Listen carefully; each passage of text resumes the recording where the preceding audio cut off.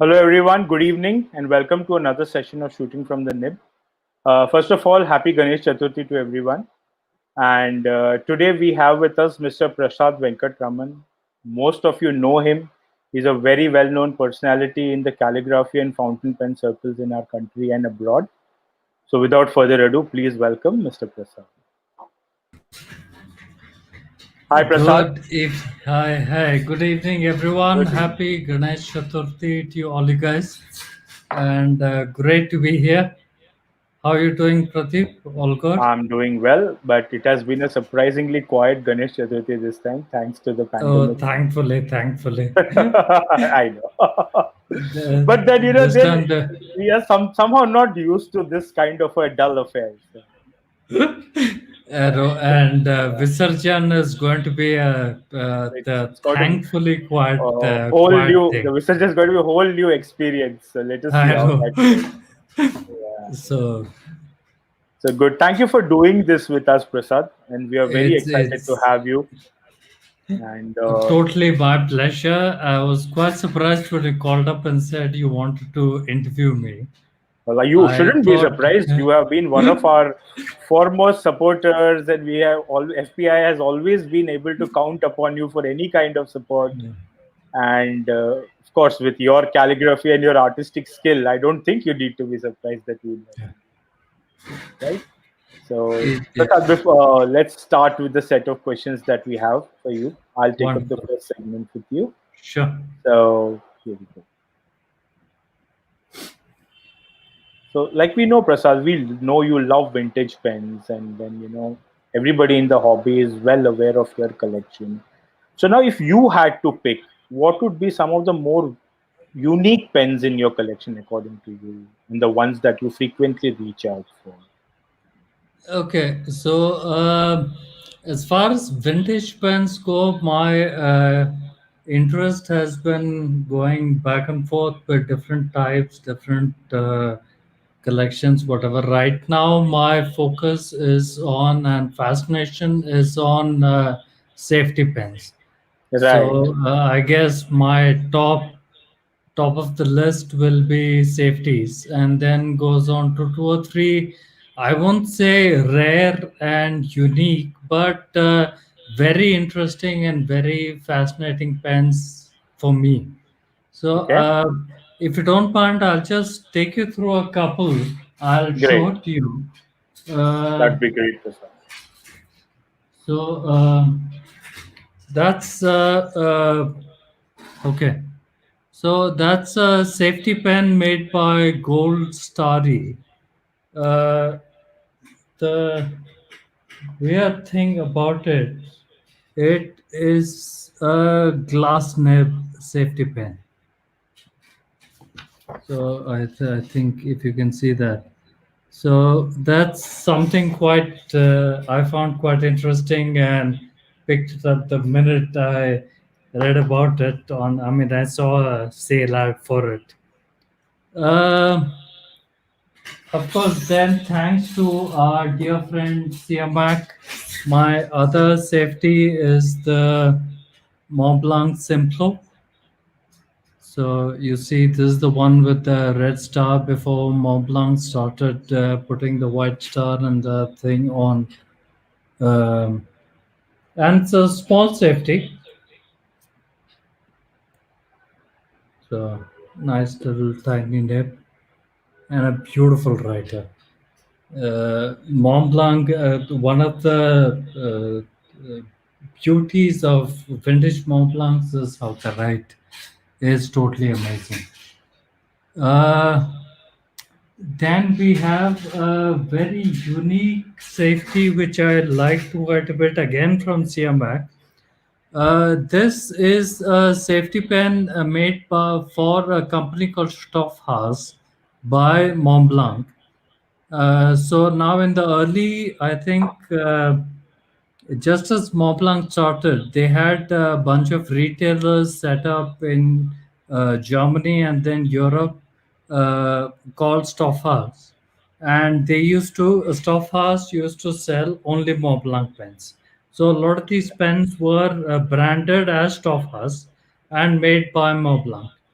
Now, Okay. Siamak decided to convert the original ebonite barrel into a transparent one, and you can actually see the entire safety mechanism working. Uh, if people are interested, Pradeep, there's on the PowerPoint, I have a small video of how this works. Maybe you Yeah. can show people that if they, if,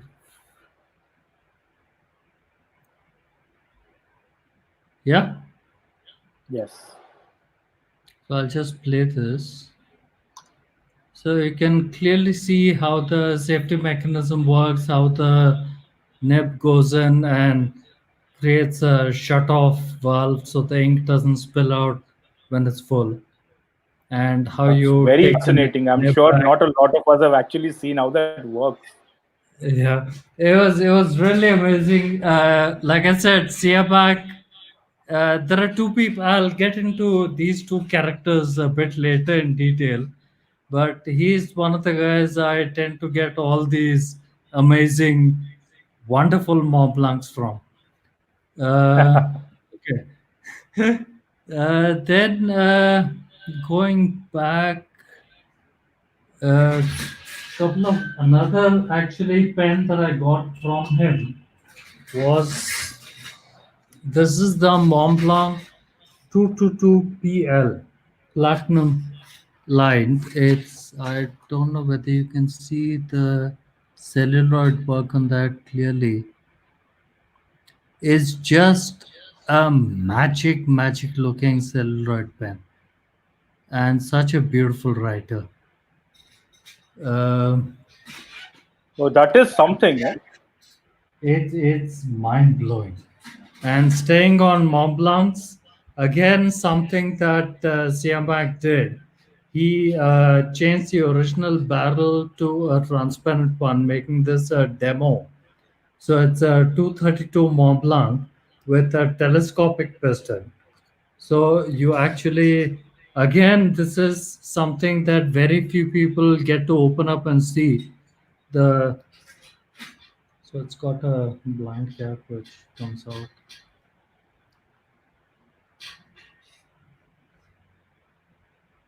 Just a second, sorry.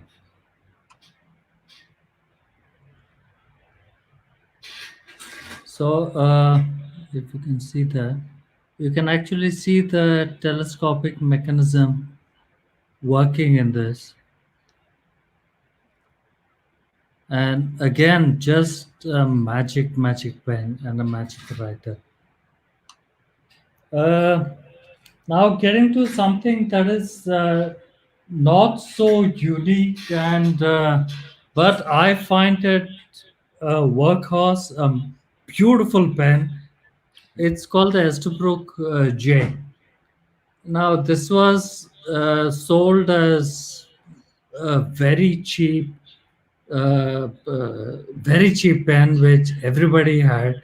And the beauty of this pen was they came out with it's by Estabrook, and they came out with something called the Renew nib, which is you have the nib unit in steel, and they had close to about 40, 45 different varieties of nibs, and all you had to do was that your nib unit comes out, you change it to whatever you want from EF to flex to broad to stub to anything, and it's ready to write.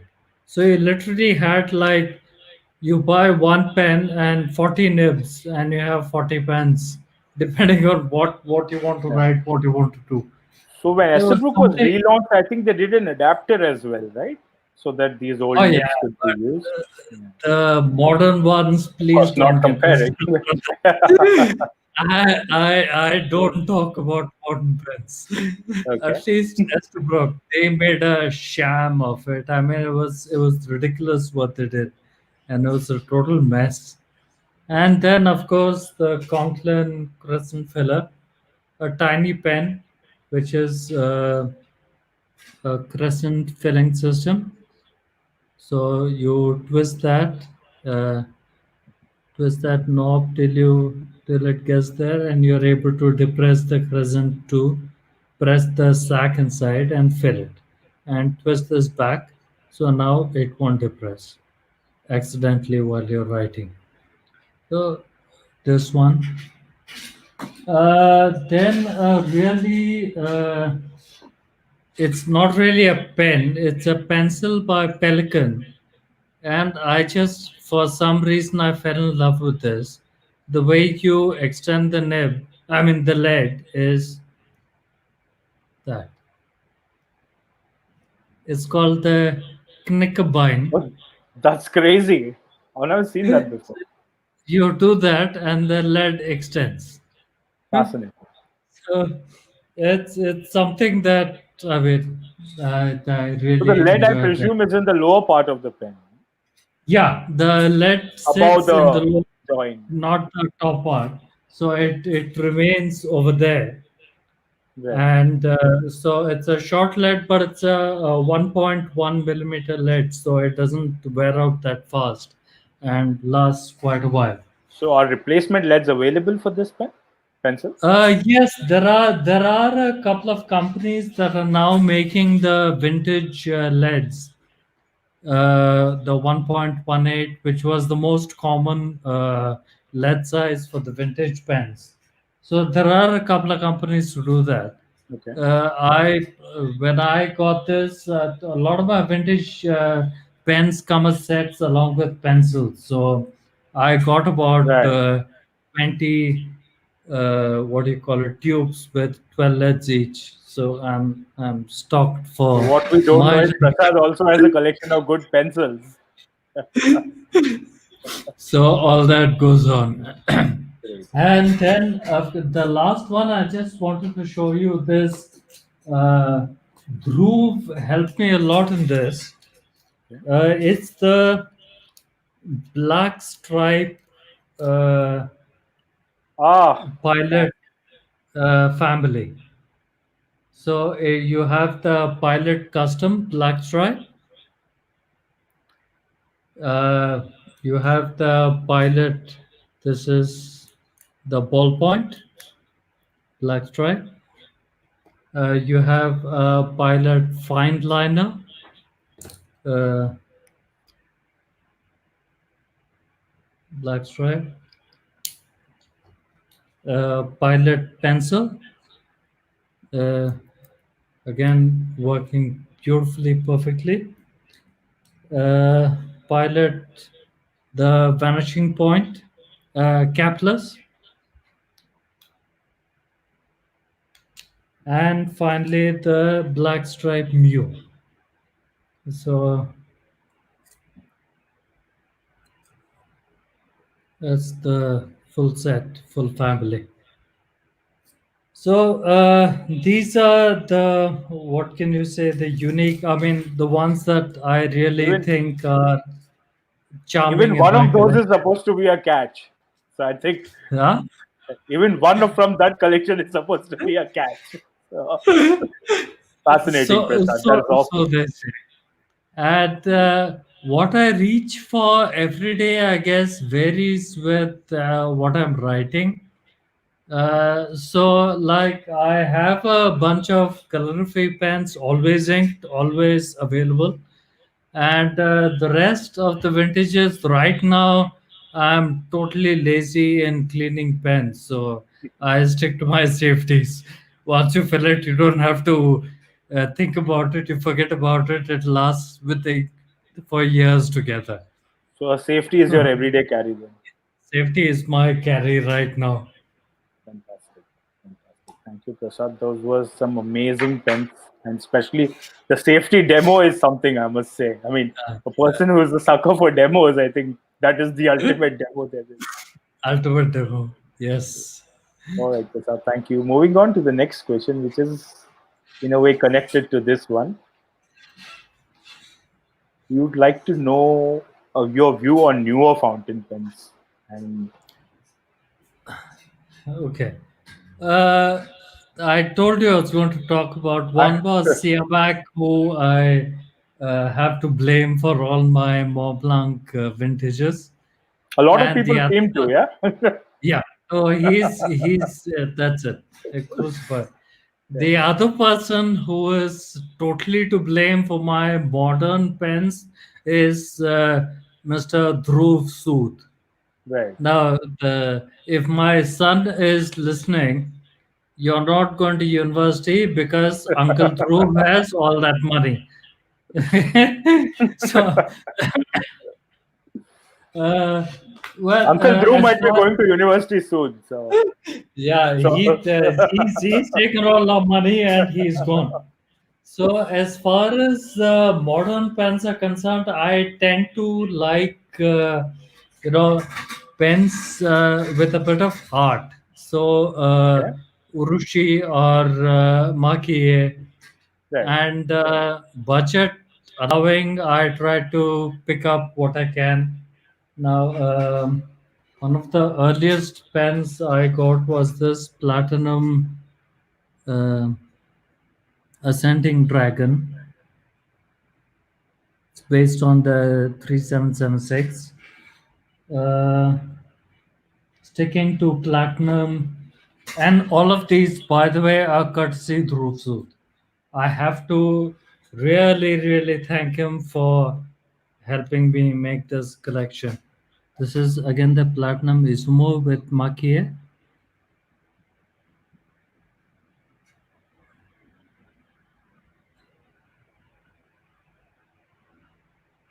And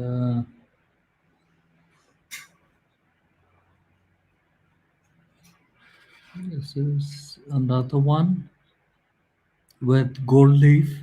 In The gold leaf has been laid in about 3 or 4 layers. So if you look closely, you'll see some leaves are shallower and some are deeper, especially like over there, that this one here.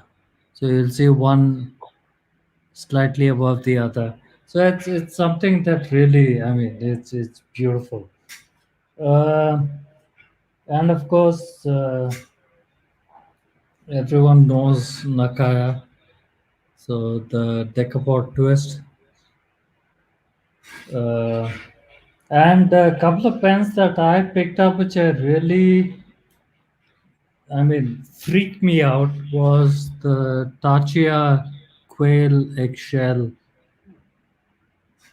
pen.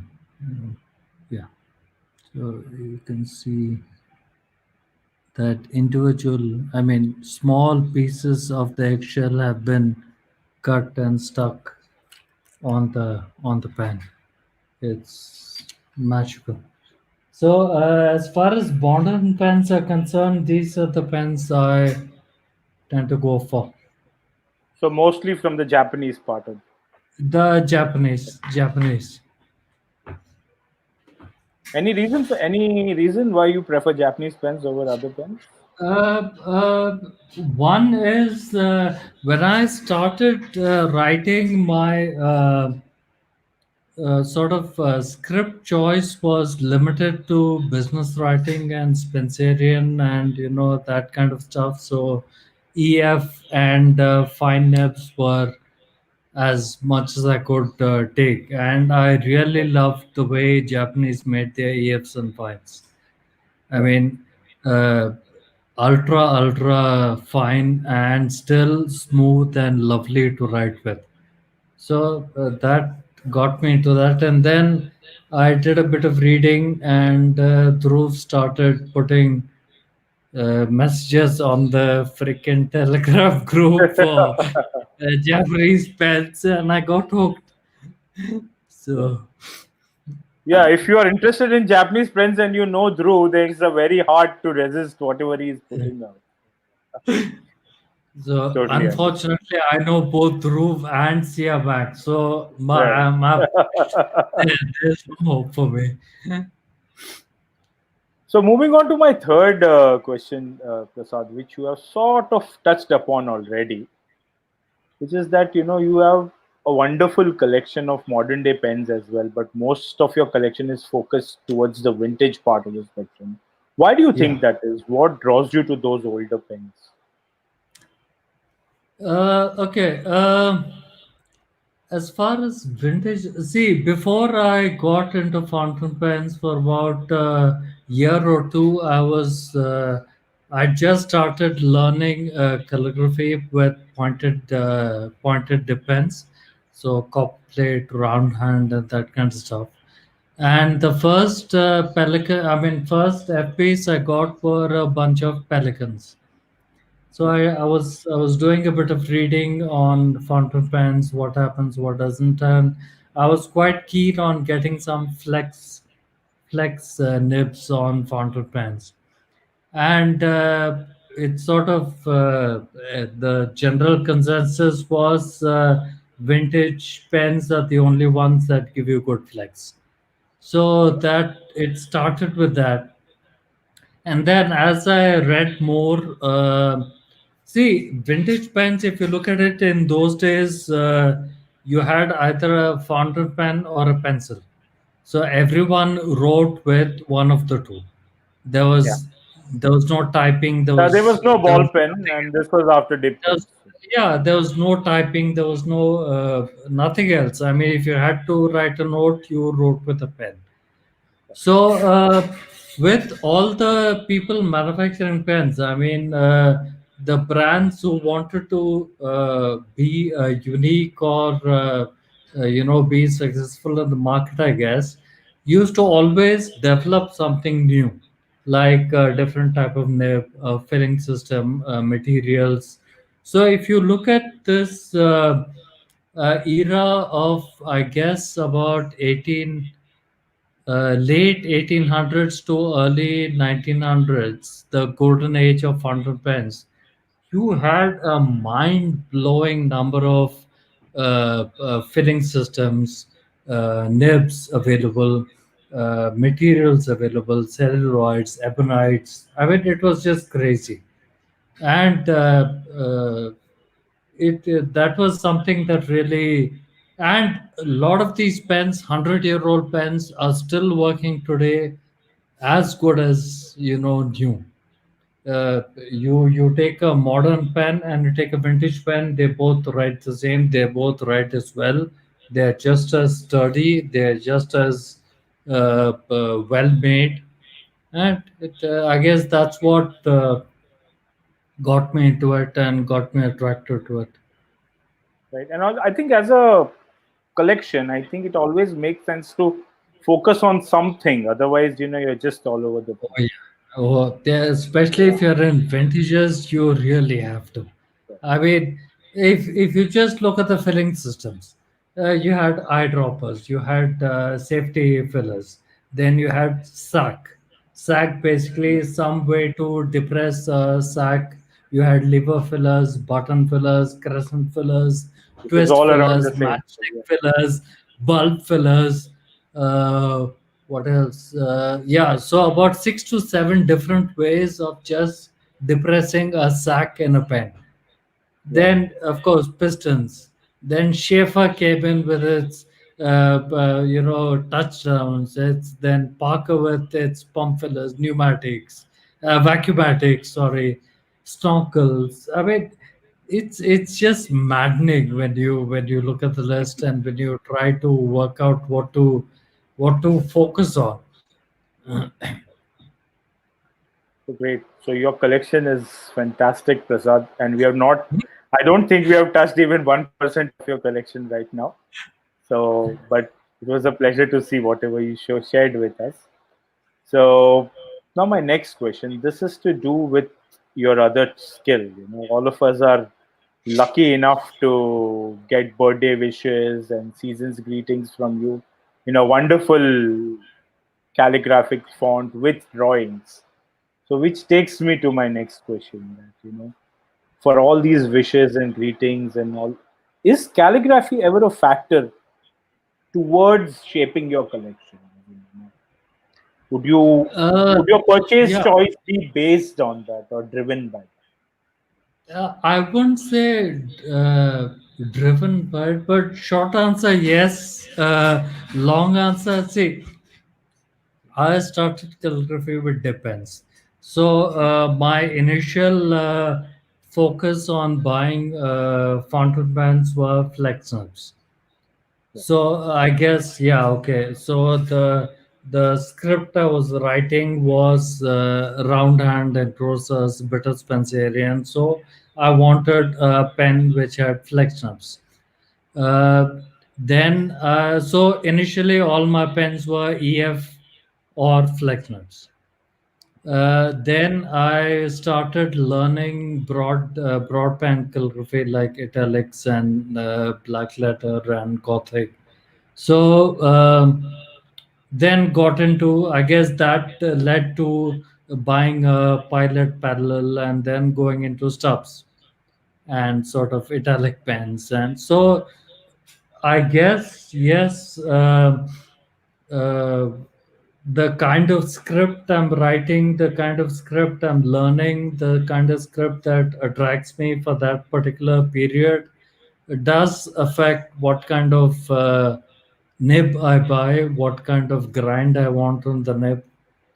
Again, today typically you get big blobs of tipping material, and Right. thankfully we have Sudhir and another rabbit hole person called Jaspreet Gill sitting in Delhi, Yeah. uh, who is willing to do any possible grind for you. So Right. with them, they're yeah, I guess so. Uh, I guess calligraphy does the kind of fonts I'm writing, the kind of writing I'm doing does dictate in a way the pen and the nib that I want to buy. So a follow up to this, say you buy a pen. I mean, it's a vintage pen. You like it, but it say your interest takes you in another script. Would you modify a nib on a vintage pen? I haven't done that yet because the vintage pens already have the kind of nib that I want. Right. They were made for this kind of writing, so you can't really do much with a flex nib and make it into a stub. Correct. Wait, so you would have the obliques and the stubs that they had were like, I mean, they are magic to write with and magic to work with. So I won't find a need to grind any of them or regrind them to shape it to something else. I Right. just pick up a steel nib from Canrite or whatever and get Jaspreet to do it for me. And And with a like tipping size like that, it gives you a lot of yeah. freedom to do it. So he's done quite a few architect nibs for me now, because again, I saw somewhere on Instagram there was this italic script written in a bit of a Arabic style to it. So the architect nib works beautifully for that. So I said, okay, I'll get an architect nib now. So I guess yeah, the script dictates quite a bit. Right. So I think I'd like to invite my friend Sudhir to carry on the next of the session, the next part of the session. But before I take your leave, I would like to tell our viewers that we do intend to have Prasad show us some of his work. So please hold on and look forward to seeing you. Thanks so much, Welcome, Pradeep. Sudhir. Hi Pradeep, hi Prasad. How Hi. are you guys Hi, this evening? hi, how are you? Evening. Good. All good? All good. Doing the best that we could in these circumstances, I suppose. So, Prasad, first of all, thank you so much for spending time with us on a festive day. Okay, Absolute you pleasure. you have always been a great supporter of ours, and thank you very much for that. Before Always, I get always. into the question, I thought I'll just touch upon an interesting. The way we came to meet. Yeah, that is a story in itself. I remember this was the 2016 Pelican Hub when you were coming all the way down from Pune to Mumbai just to attend the hub, and two people Yeah, really stand out. Three actually, but two who were coming to Mumbai to attend the hub. One was you, and one was Mr. Rajiv Ramanathan from Ahmedabad. Also, Mihir that time had talked to me and said that, look, I won't be there because I'll be going to San Francisco. So these three people stood out in my memory. The other thing that I really remember is you were the one who taught me how to write flex. And this was at Fountainhead when you gave us a impromptu lesson. And it was not just me. I was just one of the people. I think there were like 6 or 7 of us. And whatever little flex writing I can do today, I completely give all the credit to you. So thank you so much for that. My Okay. pleasure. My pleasure. So Pradeep had touched upon these beautiful calligraphy scripts and the pages that we get to see from you, especially on our birthdays. Uh, my question to you is that yes, we see the final results, but what goes behind it? I mean, if you like, Thomas Edison said, to invent one light bulb, I had to find out 1,000 ways to fail. Does something like that also happen with you? How much time, effort, paper goes Oh, into it? it does. It does. It does. Uh, Sadly, I don't have enough time to spend on writing as much as I want. Uh, I remember somebody saying you can master your craft if you're able to practice for 40 hours a day.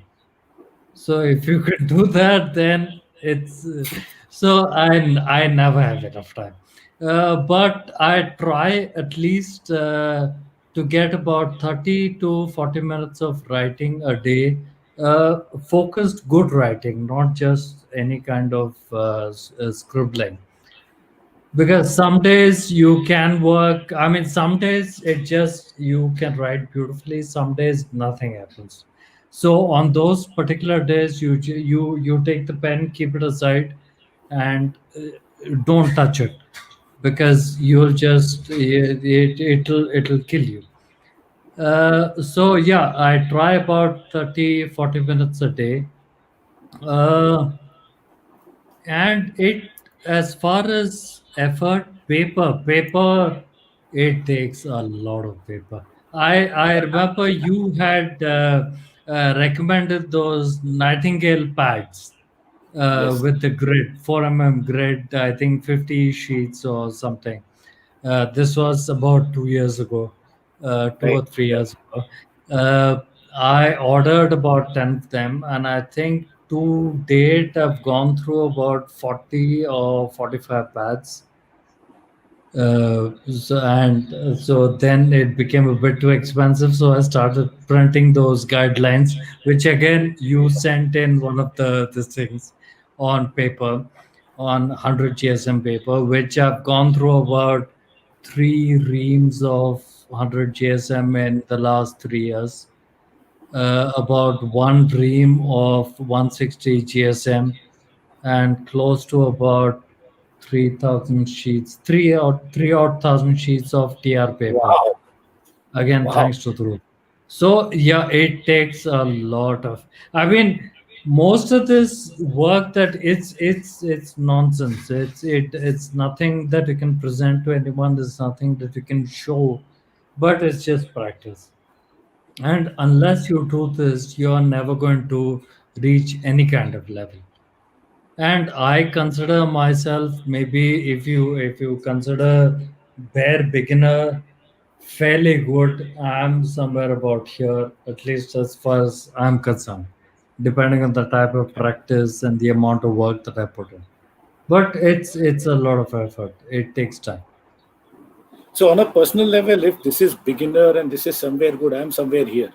Because just to give you a context, right, just to give you a context, when we spoke about those Nightingale pads, I had two of them, and I have barely completed one, and I'll be starting the second one soon. So that's where I am. Okay. Yeah. So good, great. And my next question, in terms of this practice itself, is that do you find that there's a difference between regular handwriting vis-a-vis calligraphy? I mean, are they dependent? Are they different? Are they completely different, or completely alike? How is that? Okay. See, I get a lot of these questions where people say, I want to improve my handwriting. I want to learn how to write properly. I want to do calligraphy, whatever. See, traditionally, calligraphy meant beautiful writing, Yeah. and it was something that people wrote every single day on every single thing. Now, the more important the document, the more illumination, flourishing, and those kind of things that you have.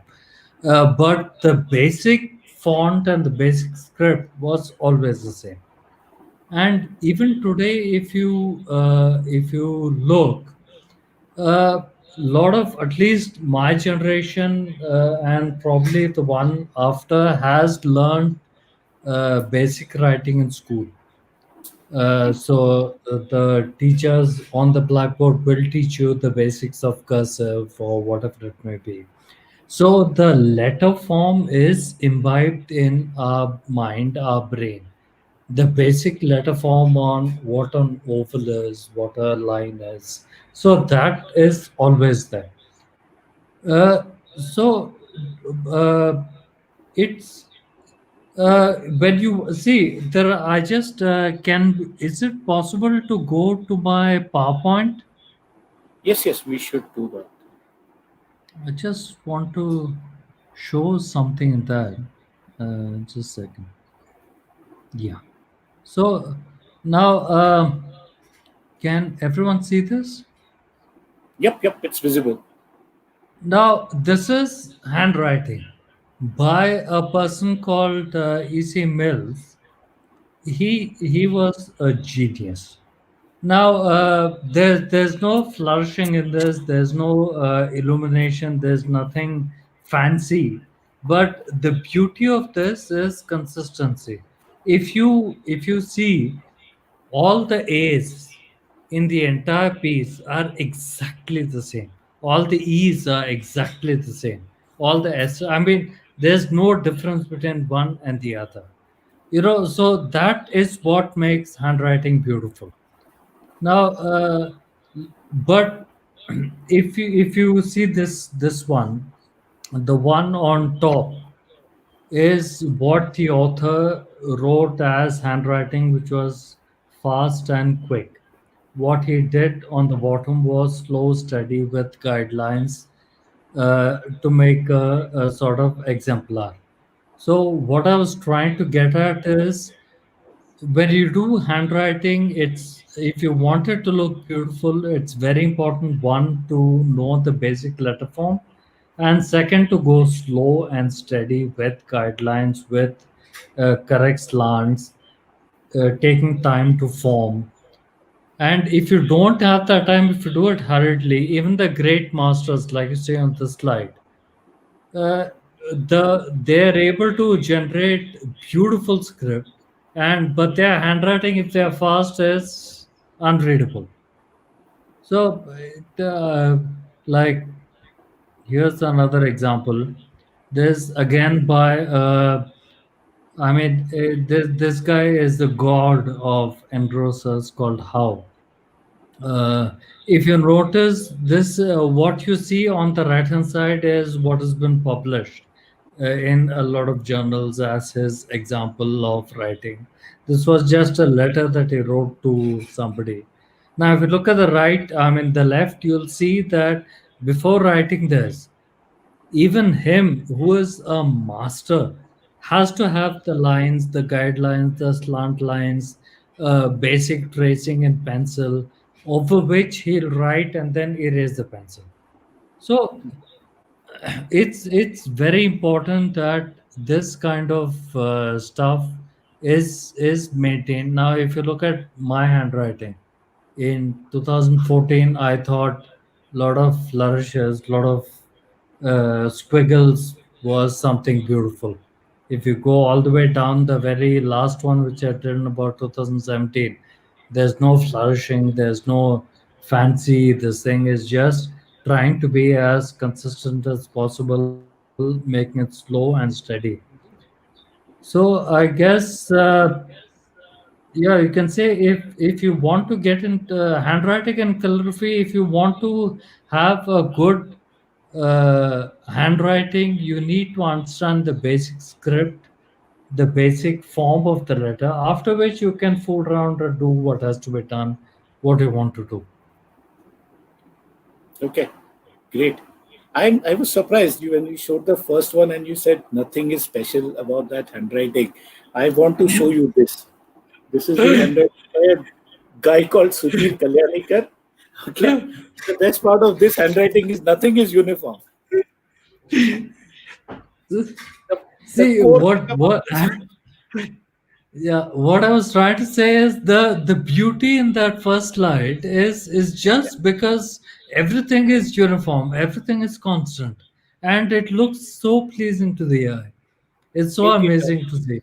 It does. I have a lot to learn about handwriting, and I find that when I try to write something and I feel that this has come out well, all I need to do is just go on one of the forums and see something that you have posted or somebody else has posted, so that I come back to earth and like, okay, guy, you know where you stand. Types.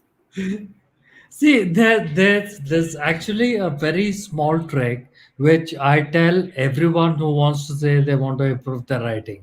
I say, don't learn any script, don't change anything. All you do is take a stopwatch, start the stopwatch, write 2 lines the way you normally write. See how many seconds it took you. Now write the exact same thing in double that time. So if it took about 5 seconds, take 10 seconds to write it. See the difference. And Okay. then do the same thing. Take 20 seconds to write it and see the difference. And the very last one, draw two vertical lines. I mean horizontal lines, and make sure that you take 3 times the amount of time and make sure you hit the top line on the bottom line every time. And it's amazing, you will, within 5 minutes your writing is improved. Wow. That's all it takes. That's a fantastic hack. I'm going to try this. I'll try this tomorrow itself. Okay, but an interesting aside to the question that had come, Prasad, is as I understand you say, there is a kind of science behind it. There is some theory behind it about letter forms and how they need to get formed, and that was very interesting to hear. Very interesting to hear because those. I mean, once you go beyond the beauty of what you were showing on your PowerPoint, also that the fact that there is a lot of time that goes into doing that, I think that's the biggest takeaway from me, personally speaking. Okay, we've talked about your pens, we've talked about the reams of paper that you use, we've also talked about your handwriting. I want to ask you another question, and this is about you making your own iron gall or walnut ink for calligraphy. How do you do it? And this was one of the, I mean, one of the things that when I learned, I was really amazed. And I remember you telling us and also showing us at one of the meets the ink that you had made. Yeah, Please tell us how you do this, and have you tried this in a fountain pen? That also is another part of the yeah. question. As far as walnut ink is concerned, I don't make it. I just buy the crystals. So Okay. you get traditionally this was they used to take the husk of the walnut. Uh, sorry.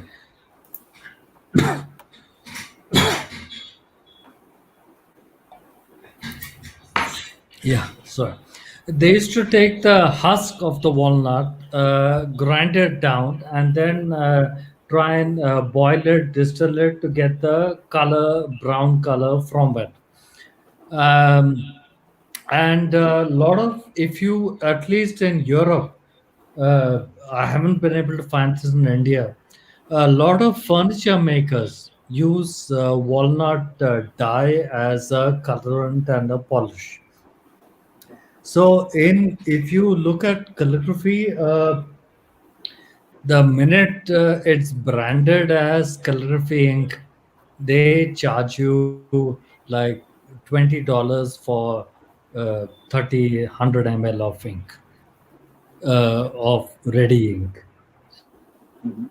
So I found a couple of guys, furniture guys in the UK, and I have my mules coming there once a year. So I get a kilogram of. It looks. This is a 500 gram packet. So I get Okay. this. It needs about 10 grams of this to make about 30 40 ml of ink. Uh-huh. Okay. So it's basically dirt cheap. You make liters of this. So to most of the calligraphers around India who find it difficult to get it, I stock this and I get it for them. So these are the walnut crystals that you spoke Am about, right? I audible? Yes, yes, I can hear you. Yeah. Now getting to yeah. So getting to iron call. Iron call again is quite a simple process to make. Uh, can we again just go into my PowerPoint for a second? Yes, yes, of course. Yeah. So, okay. Now, if you look at the two bottles, all it takes is you get some Aleppo gall nuts. Uh, these are basically, if you look at the oak trees, uh, hornets make a nest, and when the eggs hatch, the hornet sort of buries a hole out of it and flies out. So what's left is called a oak gall, and that has a lot of tannin in it. And the best oak galls in the world with the most amount of tannin come from India. Indian oak galls are considered to be the best.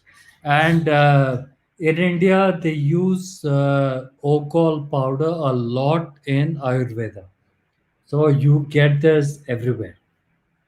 So all you do is you take a bunch of powder, pour hot water into a bottle, seal the bottle, leave it in hot sun for about 2 weeks to a month, depending on the longer you keep, the more tannin is extracted. And you sometimes, if you see the bigger bottle, you'll see fungus growing. If fungus grows, it's even better because a sort of natural reaction takes place and there's more tannin extracted from the gall. So once you keep it out for about 2 weeks, you open it up, strain it, add some FeSO4, ferrous iron sulfate, and it turns black. And that's about it.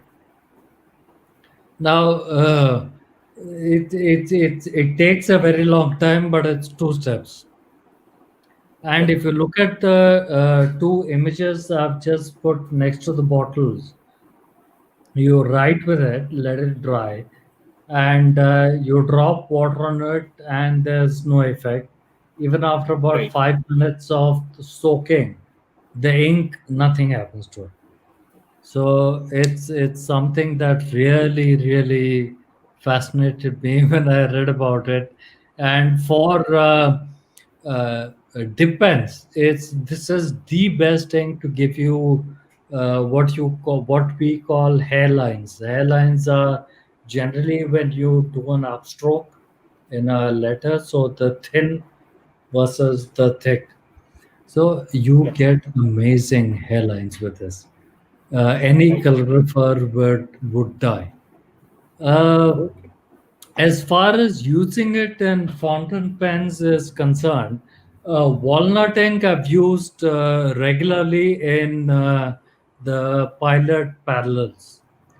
The Mhm. only hitch with the ink in a normal FP is uh, it's basically a crystal which you dissolve in water and make into a solution. So there is a chance of the particles, getting stuck in the feed and creating a jam. So just have to keep flushing the feed after you use it. So walnut ink is very safe. You can use it in anything.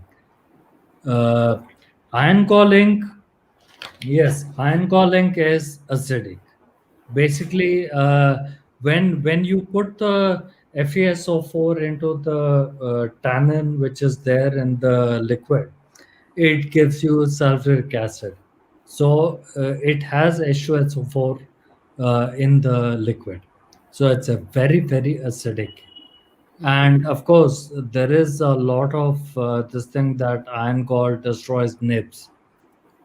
So fountain pen users, I mean fountain pen ink manufacturers who do IG ink usually add calcium carbonate to the ink, which brings the acidity down to almost neutral.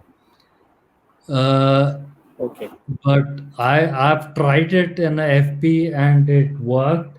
But then I'm a purist, so purist would never change the acidity of iron gall. So I prefer the nib getting chewed up rather than mess with the recipe, so to speak. Yeah. In the olden days, yes, I mean, it was dip pen and galling was your only option, and it used to chew up the nibs. But then you have to understand that at that point of time, the only instrument to write was a dip pen. Right. So everything was written with a dip pen, and the paper quality was not as smooth and like TR or whatever you have today. Right. So Right. the sharpness of a dip pen used to wear out quite fast. A guy could probably, with daily writing, go through a nib in about a day or two. So Okay. iron gall, by the time the iron gall attacks the steel and destroys the nib, it's already lost its sharpness and flexibility through use. So it was never Right. really an issue then. Today, yes. Today, people use a dip nib for about a month or 2 months and then crib that the iron galling has killed it. It's bound to. I mean, Okay. So you make it sound so easy. Uh, my follow up question was, you are a purist, yes, but you are also a chemist by background and by profession, right? So not by does background, that not help you by in any way? profession, just by reading. Internet Okay. Zindabad. Okay. Acha, okay. Okay. Fine. So my next question is about any tips that you could give to beginners who are starting into calligraphy or wanting to learn some scripts. You have already talked about two things. One is that don't follow a script, just write and take your time to write. What else would you advise people? See, if you want to get to calligraphy or fountain pen calligraphy or whatever, I guess the very first thing you need to decide is what. There are two broad categories. You have pointed pen, which is flex, EF nibs, where you do the business writing and whatever. Uh, is it, if it's possible, just hang on. Let's let's see if I can get.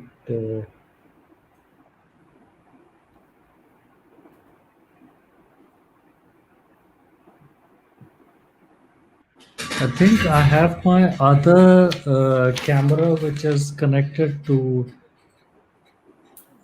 Yeah, the Is one that? that you were going to show for reading. We'll just get it Yeah, online. Yeah, I think it's coming online now. Should be hang online. on. Yep, it's Sorry, just hang on. Just give me 1 second. Let me just change the.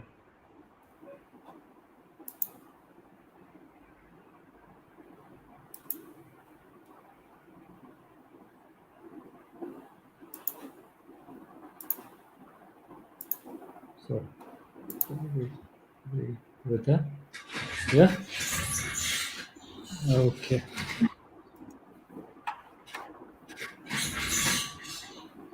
Yeah. Is that yes, you visible? are Okay. with the camera. I Yes, it is just, visible. I We'll just try got and to. focus on only that camera right now.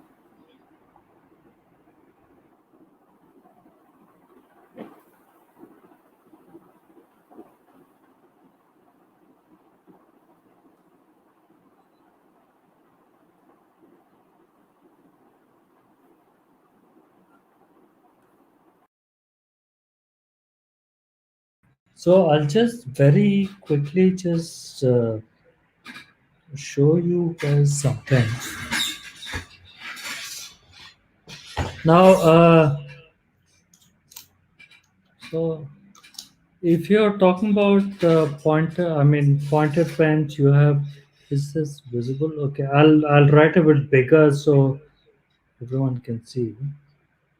So that is your.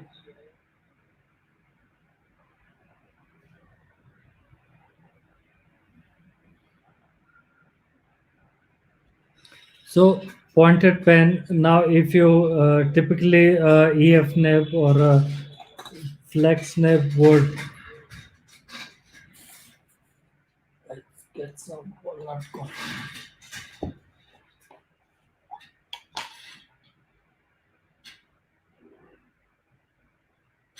So if you want to do some flex nib writing.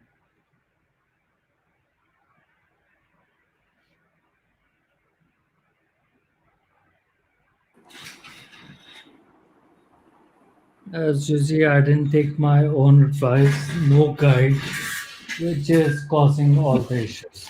So just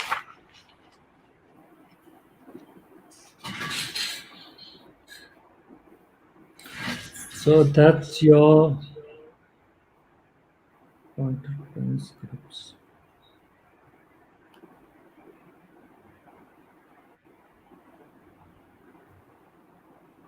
Of course, this is proper calligraphy, but then if you understand the letter form, you can write that quite easily. It's a founder pen. It's called business writing, and it works. Mhm. Similarly, you have if you want to get into broad pens, you have your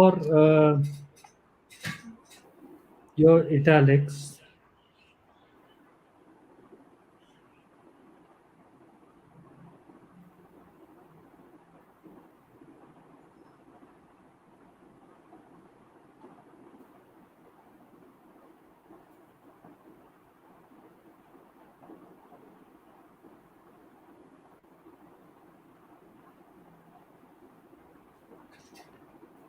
Now again, everything is letter form. So this same thing if you want to transfer to a fountain pen use.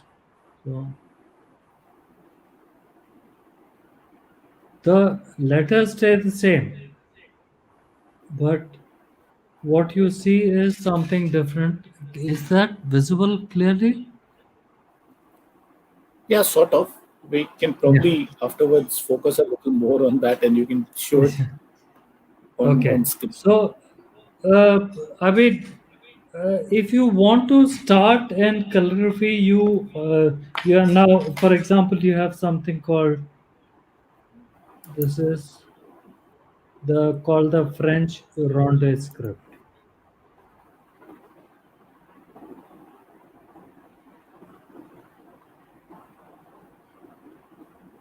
So, write slowly, steadily.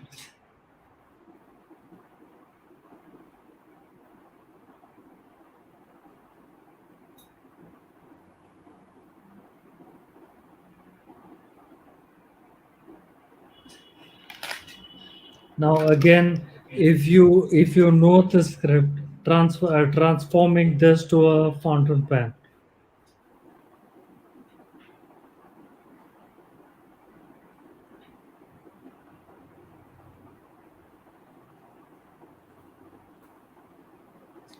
So uh, the- now, if you want to start calligraphy, you want to mix it with fountain pens.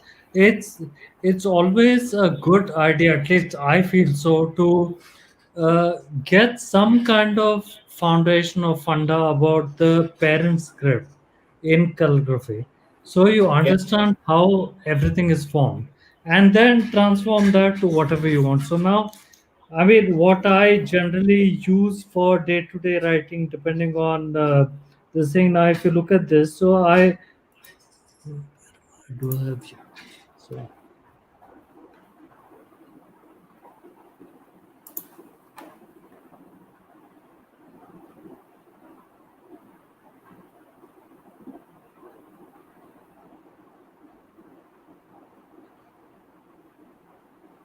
So you can, I mean, this is basically the italic script, which is written Right. slow, steady, and with a broad nib. But you can, I mean, modify that to your liking, to what you're doing, and get it. So I think that's a bit better. Something like that. So Yeah. I mean, I see. it helps a lot if you start with some kind of calligraphy script. It's not compulsory, but it is something that is helpful because when you know basic calligraphy, then you can do that which is only That italics. And is that is awesome. It looks really awesome. so, Thank you for that. but yeah. So it yeah when you I think handwriting calligraphy are totally interlinked and they go hand in hand. So it always helps to know the fundas and the basics of it, and it will definitely help in handwriting. Okay. Cool. Thank you so much, Prasad. I'm glad that you are not from the school of thought which curses the cursive writing, because that's the only kind of writing I know, at least. Okay. So, We're not getting into that. yeah, let's not do that. What I will do is I'll take your leave temporarily before I come back for Q&A, and I will now invite our friend Subodh to come join us, and let Subodh take over from here. Hey, hi, Subodh. Good evening, Prasad. Hi, evening. How are So, you? I'm fine. How are you? I think All Sudhir good, was all saying good. something. Yeah, Yeah, good. it has been fantastic listening to you so far. And about the vintages, about the way you got into calligraphy, about the inks, and even the demonstration that we saw right now. I'm audible, right? You can hear me. Yeah, totally. Yeah, yeah. Absolutely. Okay.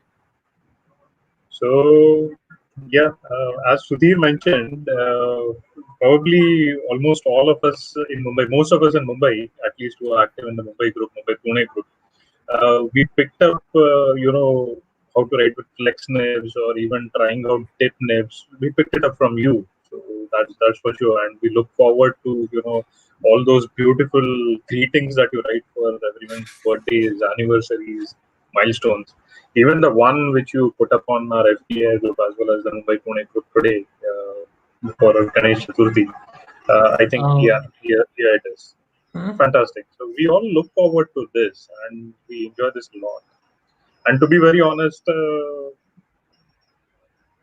most of us are envious also. We wish we could write like that without putting in the efforts that you are putting in. But that actually brings me to our next question. Uh, Fountain pens, dip nibs, calligraphy, inks, and you also do sketches. So that's one more, part of you. So we have seen some beautiful sketches that you have done. Would you like to show us some of the sketches done with fountain pens? Maybe talk a bit about that. I would see sketches I haven't done for ages now. I have these phases of interest. So first interest was a lot of sketching, and I focused a lot on a technique what is called stippling, which is you make up the whole picture with dots. So Okay. the closer the dots, the darker it looks, and the further away the dot, the lighter the image looks. Okay. Uh, so I was majorly into that. Then I got into handwriting, basically to try and improve the handwriting of my son. He's a lefty and he was horrendous. So he didn't do any improvement. I got hooked into it. And so then from calligraphy, it went into origami, and Oh, okay. origami was mainly again my younger son. What I was teaching him some motor skills for his fingers, and just your normal excess pain. So I got him into origami because that is a lot of using your fingers, flexibility. I mean, it needs a lot of effort, and I got it that he didn't. So sketches I haven't done for ages, uh, and whatever I have a bad habit, I guess. Whatever I do or write, I don't keep. I give away the originals. I hardly even make a record of it. But I do have. Luckily, I have two pictures of what I have done with fountain pens. Can we go Okay. to my PowerPoint? Yeah. Yeah, one sec. So if you look at this one Oh, I had fantastic. done the this is the actual sketch I done the three witches in Macbeth scene. This was the Yeah. whole piece with writing. So if you look at it's Oh, so yes. with writing, and the what you see there is just the sketch which went along with it on the bottom. Right. So this Beautiful. again I did ages ago, and the stapling, the only one left. I used to do this very regularly, and the only one left with me is this one, which is my yeah, younger brother and his wife. This was a gift I made for their wedding. And this is a So fountain pen sketch. there's just dots. So if you look at Fantastic. it, Absolutely fantastic. if you look at it closely, is the whole thing is made up of only dots. There's no lines. So the closer a Amazing. dot, Amazing. Yeah. you know. So these are the only two I have right now. Actually, I don't have any of my other sketches. Uh, Amazing. I'm sure they will be, equally beautiful, if not more. Absolutely amazing. And so you mentioned origami as well. So you are still into origami. You do origami articles once in a while, or like I told you, it wavers from here to there to here to there. Let me just if do we have 2 3 minutes? I can find a couple of images. If we have a couple of sure, minutes, why not? Why not? If we can find something, why not? Yeah. Yeah. I'll I just remember even the so poems that you have put on the group, or some song lyrics you have put down and shared on the group. Specifically, I remember "If" by Rudyard Kipling. I believe that you oh had yeah. written for your son. Yeah, yeah, yeah. Yes, Superb. I I, had I done still have that a for copy of his that. 18th. I had done that for his 18th birthday. Let me just see if I can put.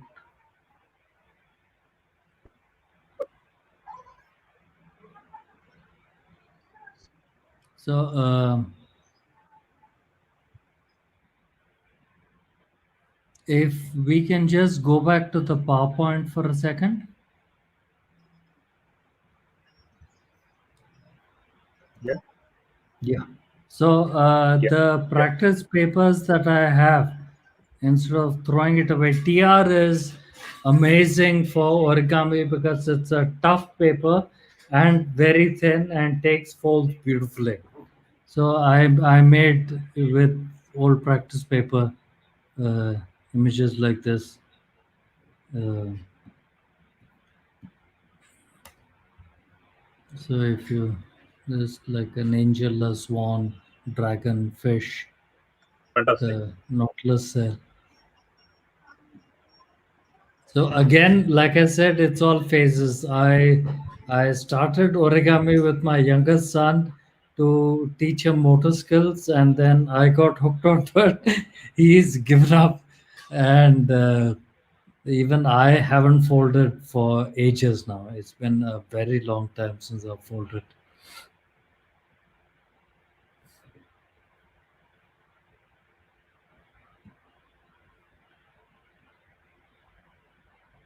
I still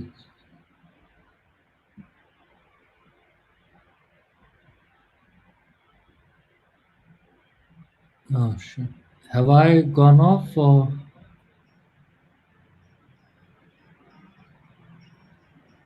So both seems to have some. I think he's back now. Yeah. Okay. Sorry, I think I had some network issues. Yeah. So, Okay. No worries. yeah, amazing. So basically, all the practice paper turns up into beautiful origami articles. Hats off. Hats off. Used to. Now it just goes to the bin. Okay. So probably dreams of getting converted into some origami. Sometime, yes, sometime.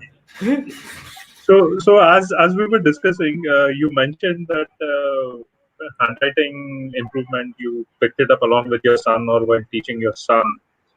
Similarly, origami you mentioned with your younger son, you started doing origami. So next question: do your kids share your enthusiasm in fountain pens and calligraphy? No, they don't. My elder one a little bit. He's a lefty hook writer. Okay. So I spent a couple of years trying to make him underwrite with his left hand so that he could get into calligraphy, but that was a bit difficult. I'd made a couple of left-handed oblique holders for hook writers, and Oh, okay. actually, it's a very interesting story. When I first started calligraphy, I joined a forum called the Flourish Forum on the internet, and this forum is made up of the top calligraphers in the world.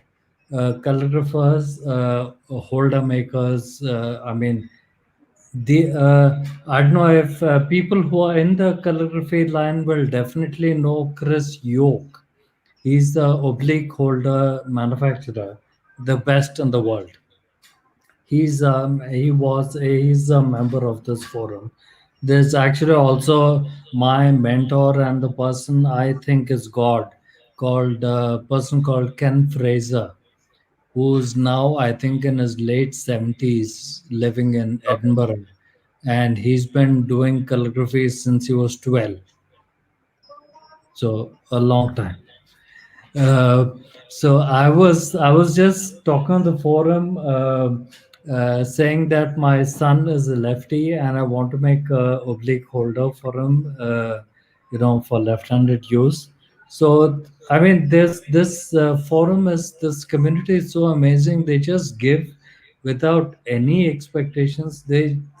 So this Chris Yoke actually emails me. He sends me an email and he says, Prasad, look, I'll talk to you offline on how to make holders. A friend of mine is the official calligrapher for the President of the United States, and she's a lefty. And I'll hook you up with her, and she'll show you pictures of the holder she uses and how to make it. I mean, till- I'm sitting here in Pune on a chat with somebody in Texas and have got a contact to the White House. So this is one reason I really got into this calligraphy and fountain pen community, because of the people that I meet and the people that have come to know in this. I So think yeah, that's now. yeah, that's a great part of hobbies and being connected with people from similar hobbies. Yeah. So that actually brings us to the next question also, or in the direction of the next question also, incidentally. Talking about hobbies and associations and group of people coming together. You were actually one of the first people to sign up for FPAI. Not just that, you were very encouraging, very supportive. And when we announced the Fountainhead, again, you were one of the probably first 3-4 people to say, yes, I'll be there. And you came a couple of weekends before, just to, we requested you, can we have some time to, run through some ideas, brainstorm something. And you came down from Pune to Mumbai just for that a couple of weekends before, I think. very very encouraging, very supportive. So at Fountainhead, you conducted a workshop. You even put up your own pens on display, and I still remember the place where you had put up your pens. You were actually demonstrating different scripts and flex writing to people who were walking in. That was an amazing experience, and definitely a highlight of the content. So, how was your experience conducting that workshop and being there?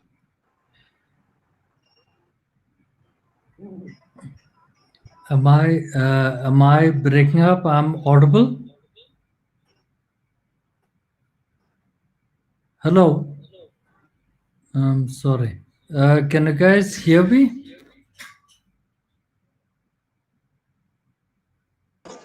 This Prasad, I'm sorry, there seems to be an issue with Subodh's feed. Oh, that's okay. I thought it was my No, issue. no, no, no. Okay, So no just, answers. but then I'll take up this question. No issues. Actually, not just one of the first few, but you are basically the first member of the association.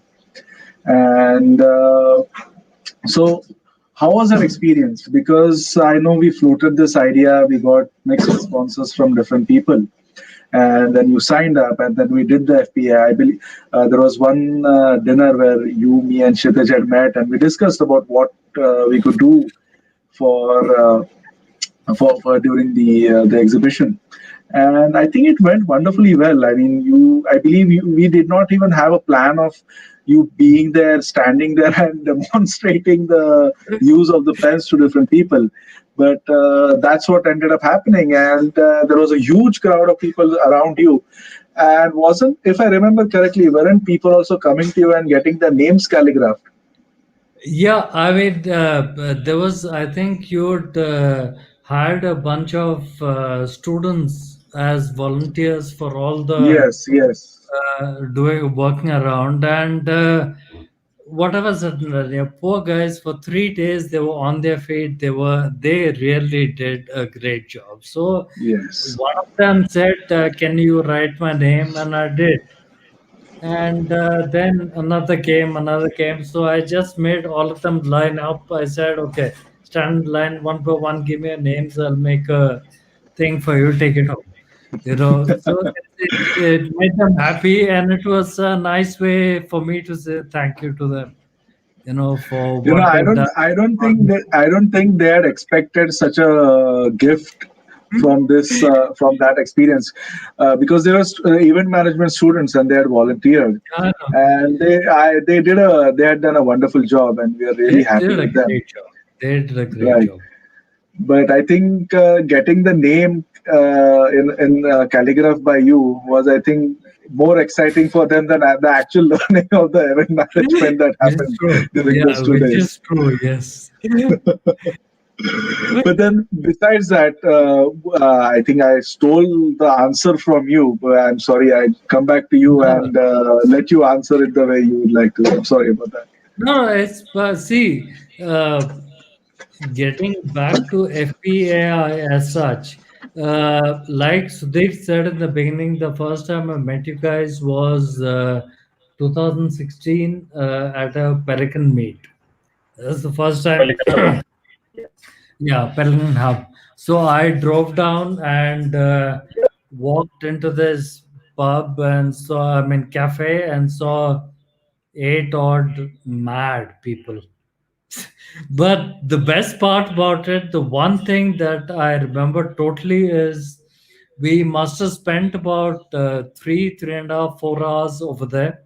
And the entire 4 hours was, there was no, where do you come from? What work do you do? What is this? What is that? Personal stuff. It was just pens, inks, different kinds of pens, sharing pens. Here, use my pen. Here, take this, write on this, use this ink. It was such an open, wonderful experience. And then when you guys told me that, okay, you're starting FPA, I didn't have much choice in the matter, so have to join the madness. uh, I mean, look, it's been a roller coaster. It's been an amazing experience. The fountainhead was something magical which you guys did. I still remember getting a call from Meher and Kshitij saying that we're planning this. So I went down to Bombay, met you guys, and I was shocked to learn that this is, coming financed by the five members, totally managed, run by the five members. So it was, I guess, my duty to do whatever help or give whatever help I could, and support you guys in whatever way I could. And I still feel that. I mean, anything, anytime, any place you guys need help, always ask. Thanks a lot for that. Before that, I should actually apologize for my terrible network today. I don't know what's wrong with the network. Keeps kicking me out. So, yeah. So thanks a lot for supporting FPAI, supporting us, being there. Uh, on this topic, as the first member who signed up for FPAI and a person who has supported us a lot, what are your thoughts? What direction do you think we should take FPAI to, or what direction we should take FPAI in? How do you feel FPAI has grown since conception, and what new things would you like us to do as FPAI? See, as far as I'm concerned, I guess I know you guys from the time you were talking about uh, an association like this. Just sorry. No.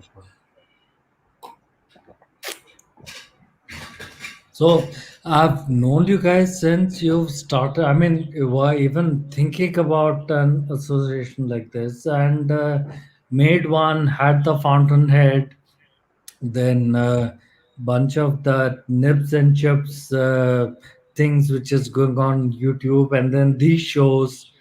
And I guess the general attitude of the members has been so positive. So far from me to suggest what you guys have to do. I guess every 6 months or so, something new pops up with you guys, and you seem to be managing it wonderfully and beautifully. Now, obviously, with this given situation, we can't think about another show like Fountainhead or whatever till things settle down a bit.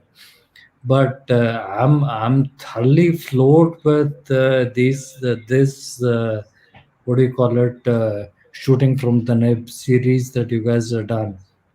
The amount of work, energy it takes to set this up and do it. As a guy who has to talk for about an hour for one show, you've done, I think, what, about 10, 11 so far? Yeah. Yeah, so that's a lot of work. That's a lot of commitment. So, I mean, Thanks a lot. what I would like to see happen with FPI, same kind of things. Just keep it going. What you guys are doing is amazing, and I really, you have my full support in whatever it is you guys want. Thanks again for the encouragement and the support. Yeah. So My with pleasure. this, actually, yeah, with this, I think we should look at some questions which have come in from our viewers as well. There are a lot of questions.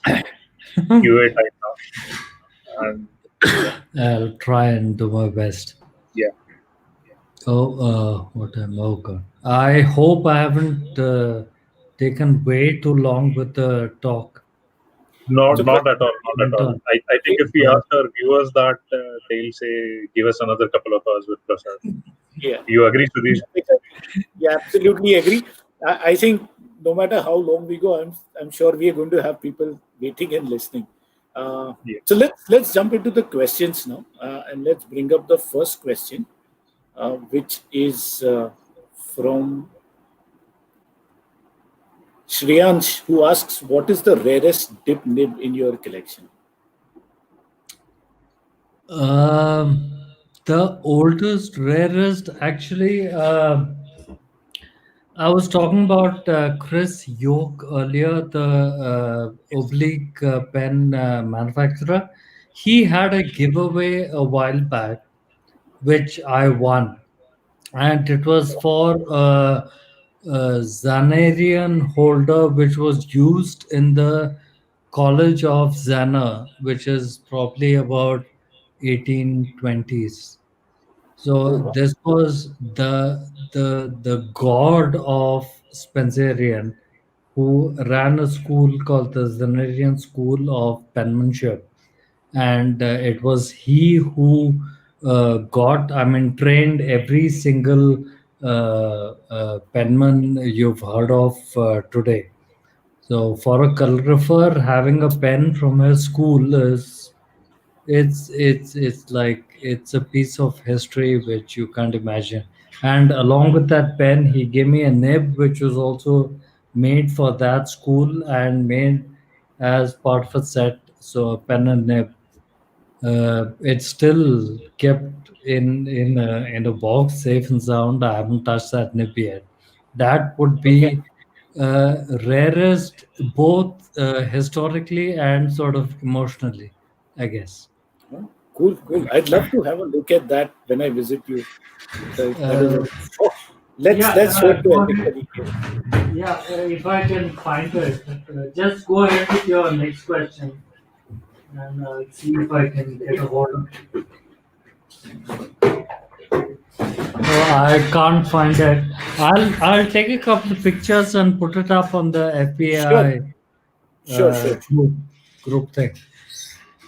Somebody called BC123 asks, what's your Grail pen? I honestly I don't believe in grail pens because uh, my focus on pens keeps changing depending on what I read, what I write, what I use.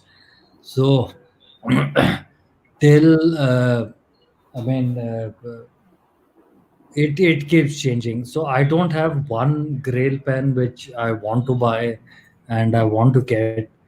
If something catches my fancy, I or do whatever has to be done to get that. But I honestly don't have one grail pen. Okay, okay.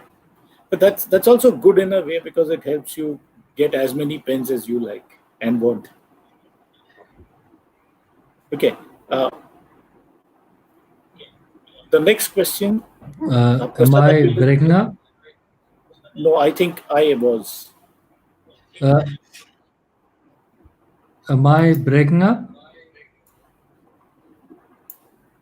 Prasad, no, can you hear me? Now I can sort Okay, of okay. on or off. Okay, I am not sure whether the I network think issue I'm is at gone. your end or my end. I think it's my end. Uh, okay, anyway. Can you hear me? Is it okay now? Yes, I can hear you. Yes, Okay. Okay. So we'll just finish this off. Yeah. sure. Refer to a period as golden age of fountain pens. Why is that?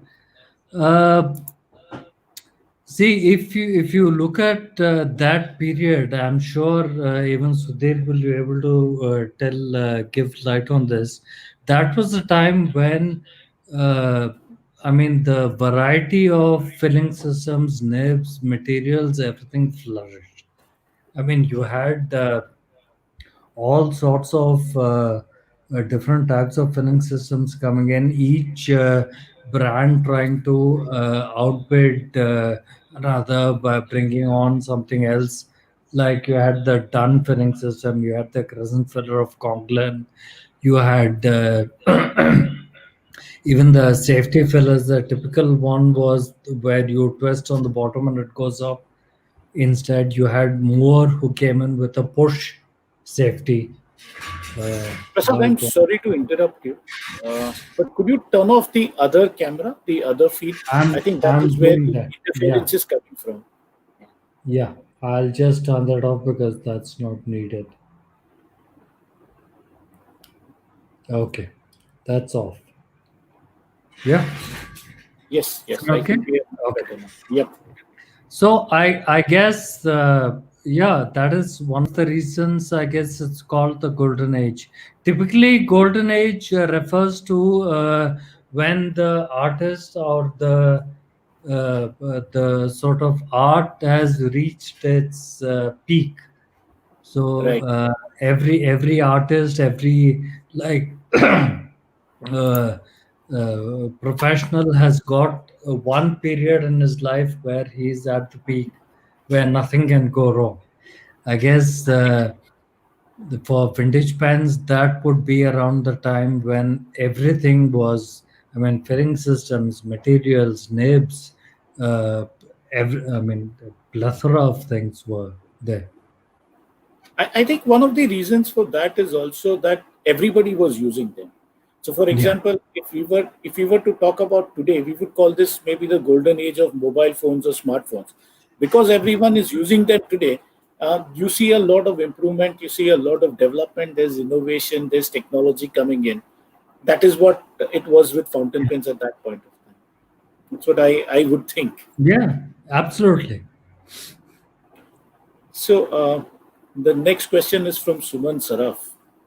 Uh, Talks about people who are not don't have so much exposure to vintage pens and how they can experience the joy of vintage pens and nibs without breaking the bank. Easy answer, come to Bombay. Make sure Sudhir organizes FPAI meet. I'll meet you guys there. You can try out anything you want. Uh, that I mean, the best way to try pens, vintage pens, would be to find a friend who can let you use it. Because unfortunately, today. It's become quite a fashion, and prices are I mean, not ridiculously high, but they're not fair for everyone wants a flex pen, everyone wants a flex nib. So it's become the current du jour, and prices just skyrocket for no reason. So you can. The best option is find somebody who can help you out and try it. If you want to get into purchasing a fountain pen, first advice, read a lot about it. Uh, you have to know what the pen is about, what goes into it, and how it works. Read a lot about it. Talk to a lot of people. I mean, with forums like FPI and the groups which are there on WhatsApp and Telegram, there's no dearth of people who can give advice and information. So get a lot of information about it, and from them find out a reputable seller. So even if you have to pay a little bit extra initially, make sure it's from a reputed seller who has restored the pen, who has made it functioning, and then buy it, whatever your budget may be. Because it's, I mean, now we have the magic man in Bombay, Siamak Zaidi, who'll just about fix anything. He'll he'll turn that into a MB oblique broad with flex, whatever you want, literally. But yeah, if you want to get into vintages, I would say that is the route. That's how you do it. Yeah, like Subodh said, most of us actually got exposed to vintages through you. We have been seeing, and at every meet, we've seen something special from your side. So, one other thing I'll put it out there for Suman and the others also is please hit up Prasad on PM, because I think I have purchased a number of vintages based on his advice. He is very helpful, very happy to help, and you get excellent advice. So it's helped me. I'm Please sure it do. will help others also. Anytime, anytime. Okay, and also probably don't break the bank. That's never a good idea, even if you have a big bank. Yeah, yeah. Shreyans again asking you to show some of the nib holders that you have made. Okay. Uh, can we? I don't. Again, like I said, I've made about 30 or 40 odd holders so far and given away all of them. I have Okay, maybe two left with me. Uh, I see. I see. but You have any pictures can in I that do? document of yours? Yeah, Yes, you should. I have some pictures. Can I do a file share? 1 second. Yes, you should be. You should be Screen able to. share. But you can just Just bring them up. one. Yeah, yeah. Okay. So let me just share my screen.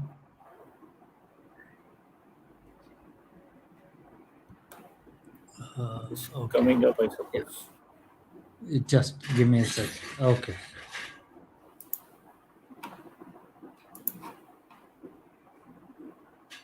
Okay. So if you look at this, this was the first holder I ever made. It was old araldite can which I cut. I tried to make a flange and used a chopstick, chopped it up and stuck it in and tried to make it Yeah. work. It didn't work. Okay. Okay.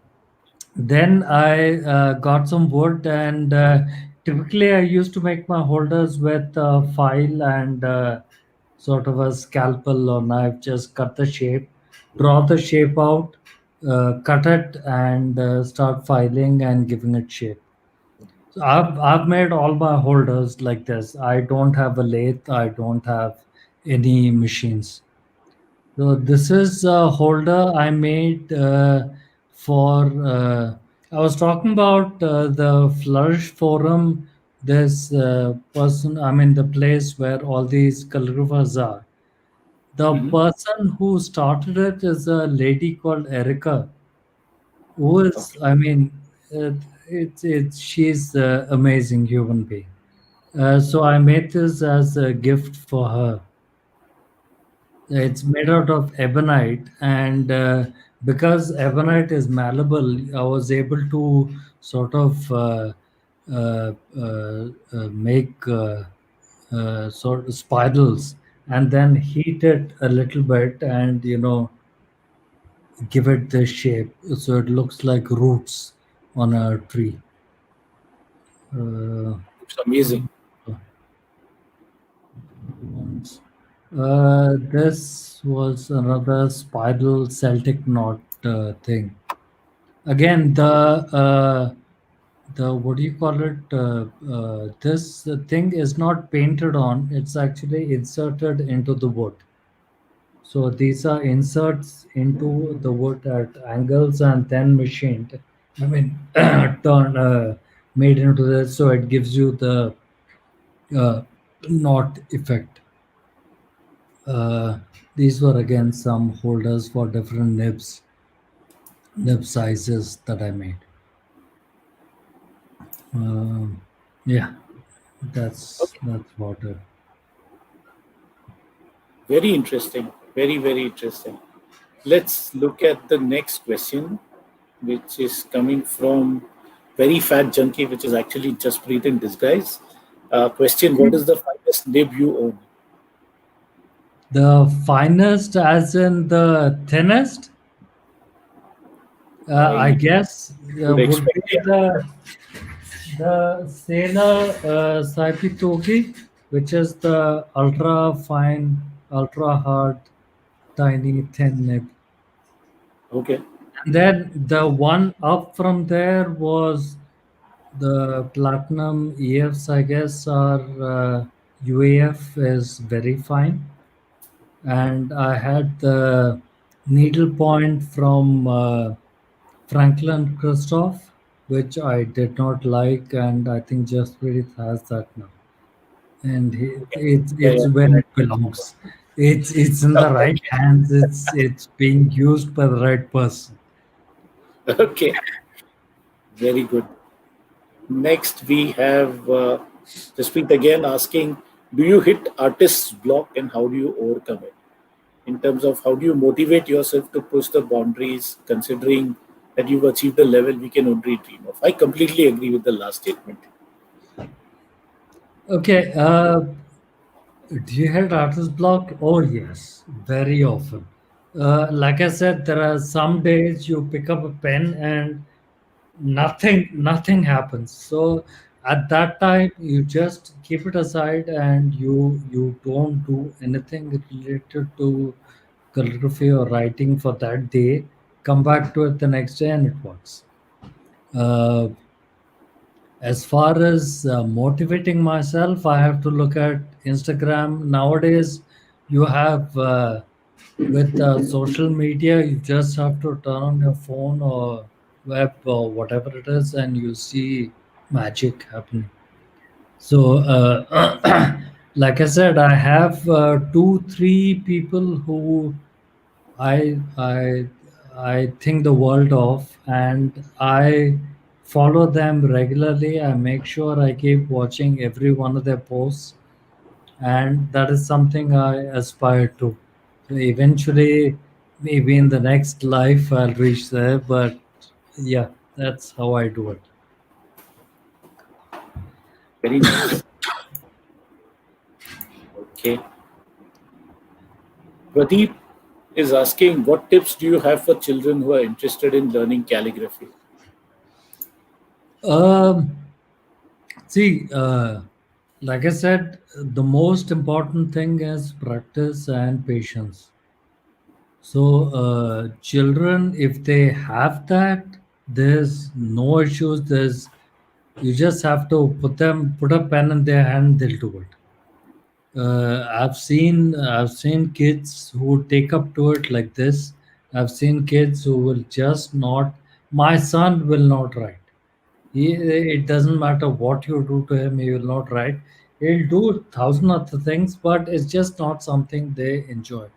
So if you really want to get a kid interested, if they are interested in learning, then start with something very simple. Like every one of us has done those handwriting cursive books where you have the four Yes. lines and the dotted alphabets. Start with that. They'll get a understanding of writing the form, the alphabet, and from there slowly develop into a script or a particular. Like I was talking, it's always good to read up and get the foundations of the base calligraphy script that this is based on. So once you have an understanding on that, you can distill that into kids.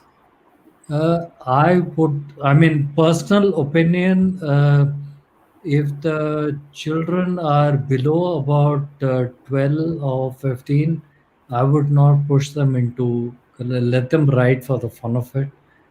Because calligraphy is, there are strict rules and regulations. You have to do it like this. You have to form the letter like this.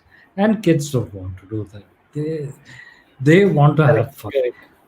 I Yeah. mean, give them a paintbrush and give them brush calligraphy or something, and let them have fun. They're not interested in learning rules and regulations. I get that completely. I mean, my daughter was like that. So Jaspreet is asking, what are you drinking? I'm going to say coffee. We are a PG-13 Coffee, rated channel. So whatever it is, coffee, we just call it coffee. black coffee with no sugar. Yeah, black coffee, no sugar, no milk. Okay, cool. Hmm. Then the next one is Shriyansh again asking if the homemade iron gall ink that you mentioned can be used in fountain pens. Nothing expensive, of course. No, no. Two reasons. One, the ink has got H2SO4. It's acidic. If you dip litmus paper, the acidic level it's up there. It's as acidic as you can get. If you add calcium carbonate to it, it becomes a base. I mean, it becomes neutral. You can get it up to about 6. Uh, and then you can use it. But the issue is sediments. It's a natural product, so you will have sediments. Doesn't matter how fine you filter it. Okay. So unless you're able to filter out all the sediments, I would not advise it. And if you have a gold nib, it's not going to choke the nib at all. So that way, it's not going to affect your nib or feed, but sediments in it will clog it up, will create issues. Okay, so this is a kind of segue into the previous question, which talks about how the acid in the IG ink behaves with different kind of paper, especially over the long term when it is exposed to humidity and temperature changes. If you look at museum pieces of old writing, you'll Mhm. see that all the paper has disappeared. What is left is just the writing. So you'll have a piece which is about that big, and all that is left is the ink. You don't have the paper degrades. Uh, See what happens with IG ink is unlike other ink.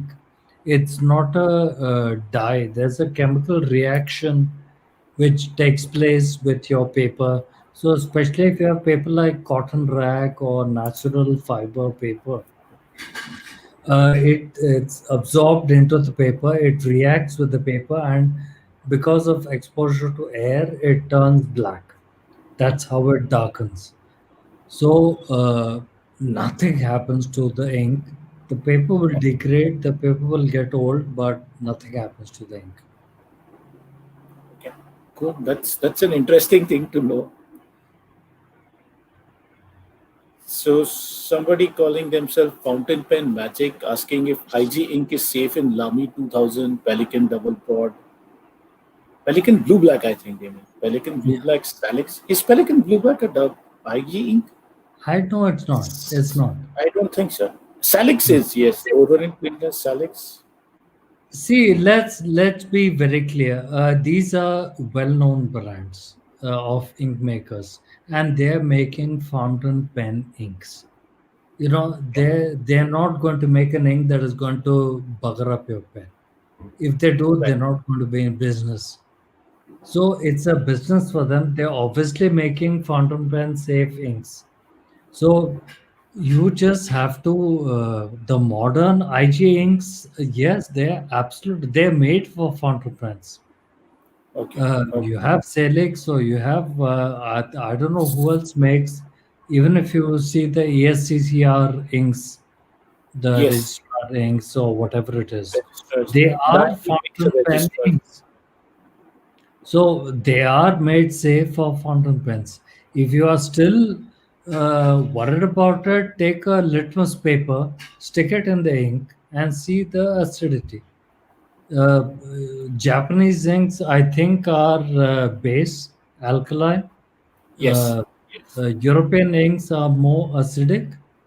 So depending on if as neutral as you can get, use a ink which is neutral, and you're safe. I don't think there's any issue with using IG inks in today's modern fountain pen IG inks and pens. I don't Yeah. think so. But not the purest things. Those will definitely chew up No, your no, they're not meant for fountain fountain pens. pens. Right. Right. That's what it is. Suman Saraf with a question: what were your hobbies when you were a kid? You seem to have some innate talent, especially with your hands and fingers. Again, I agree with the second sentence absolutely. I was and have been a bit of scatterbrain, I guess. So I jump into this. Whatever interests me at that particular point in time, I read a lot about it, try to learn more about it, and get into it for a while. So as a kid, I used to draw a lot. I used to sketch a lot. Uh, then I guess for a uh, I was never a sports kind of guy. I was never a sporty guy. I was more intellectual pursuits kind of guy. So a lot of drawing for quite a bit, and then nothing happened in college and beginning of my work, and now back to I guess bit of sketching, pens, calligraphy, origami. So there's a difference there, Prasad, because being a scatterbrain and being extremely good at everything that you do is very different than being like me, the scatterbrain, but not good at anything that I do. So that's probably where the difference is. Yeah, really So, enjoyed Prasad, it. I had a question.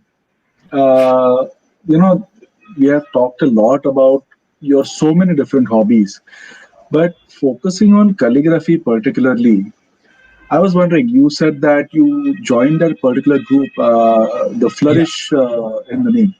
So you flourish. said that there is somebody you consider as a god. Now we have seen your excellent work, but you consider somebody who is better than you. So what are the elements that you need to master to reach that level?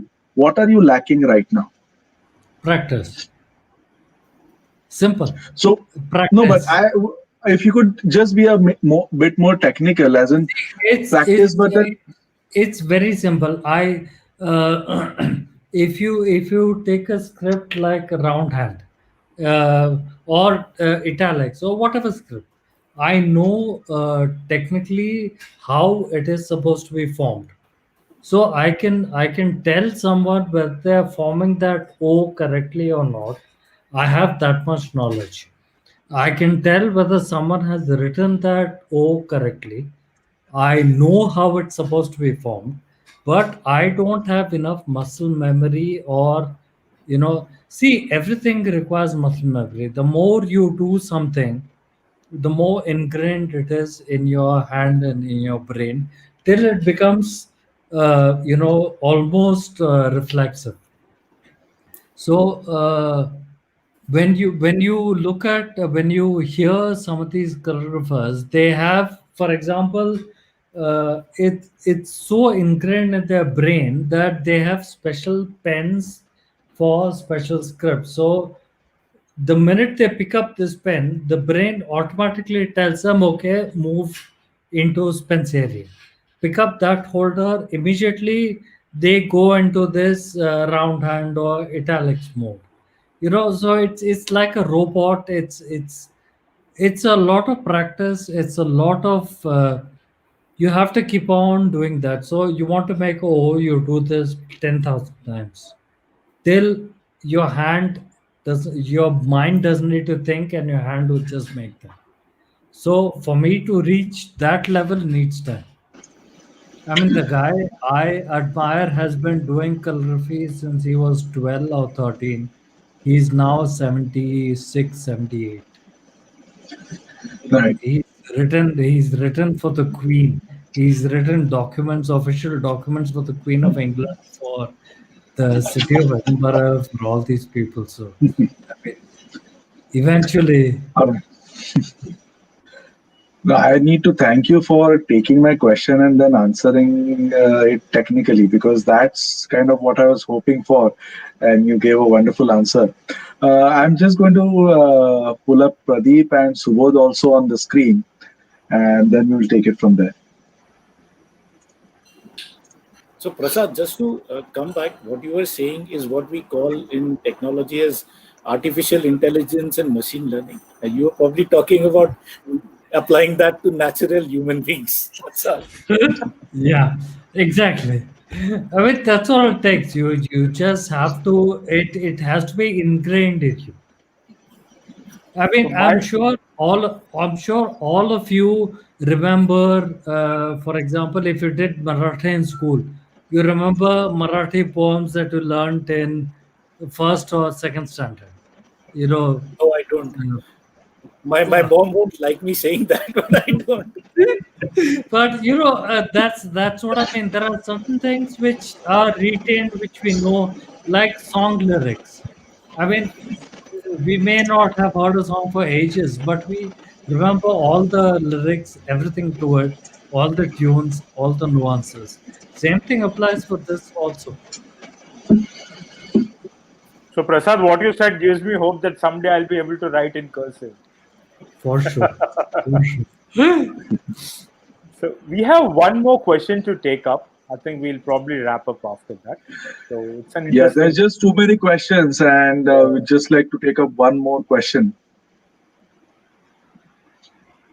So, how do you decide which fountain pen nib to go for a particular script to learn to write? Are there any specific nibs recommended for specific scripts?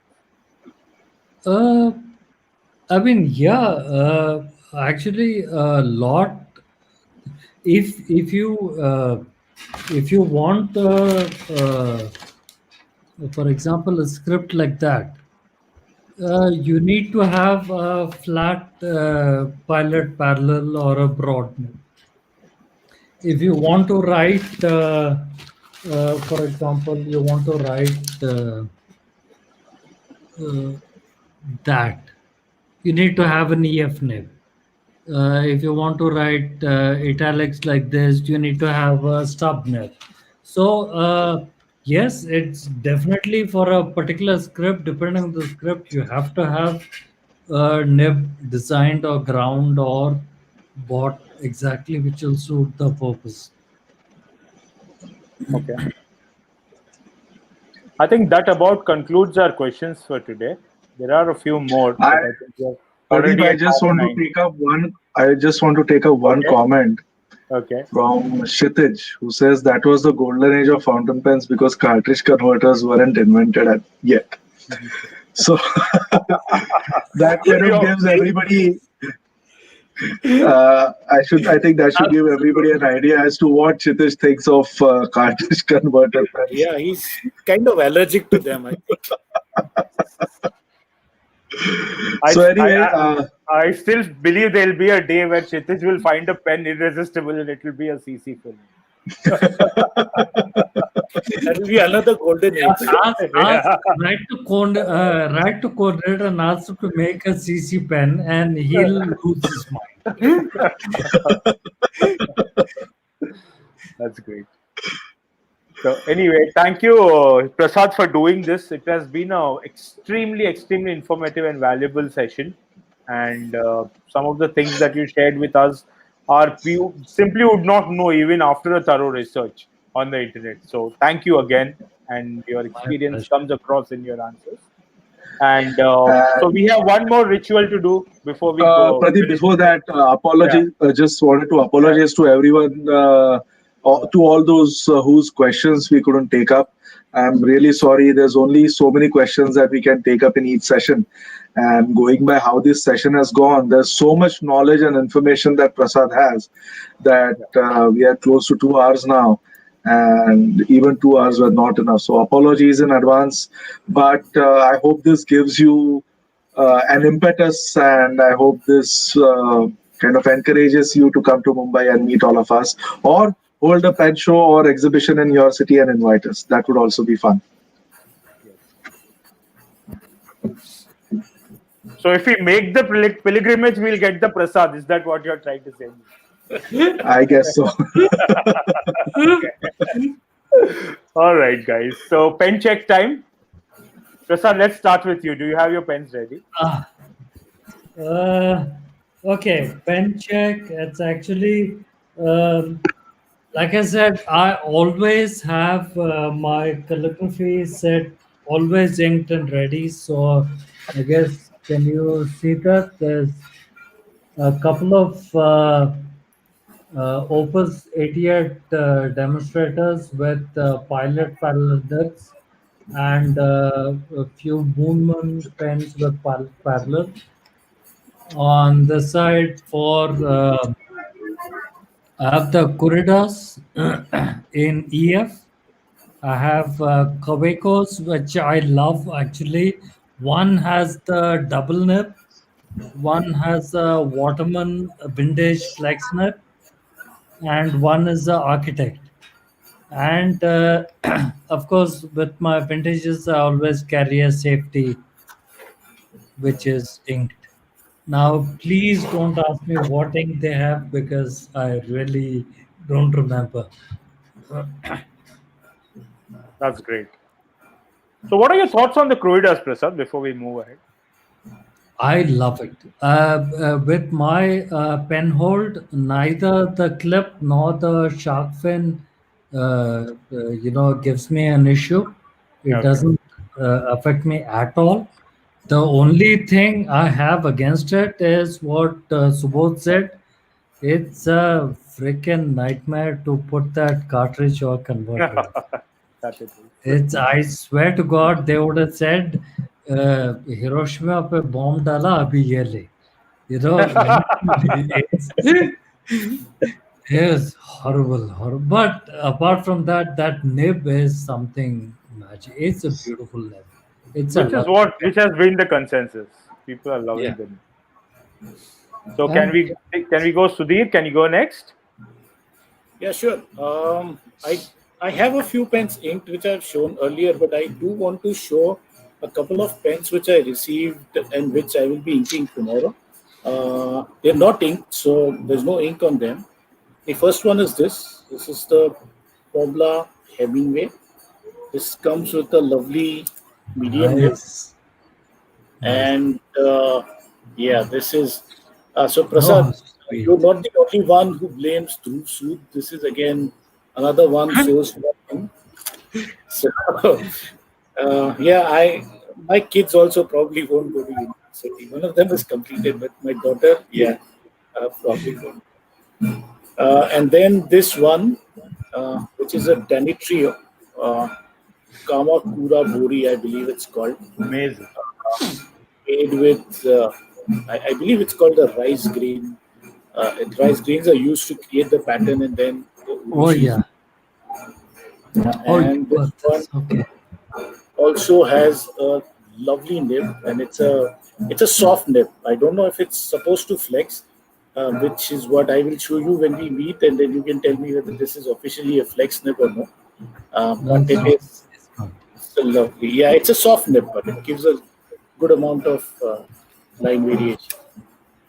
And another pen that I showed last time, which I want to show again here, is three expensive pens came in the last couple of weeks. This is the Hakase, which I showed last time. Again, lovely pens, and I'm looking forward to inking the remaining two tomorrow. Hopefully, next time I can show you what inks they have. Very humble pen, Sudhir. I hope all of us have those someday.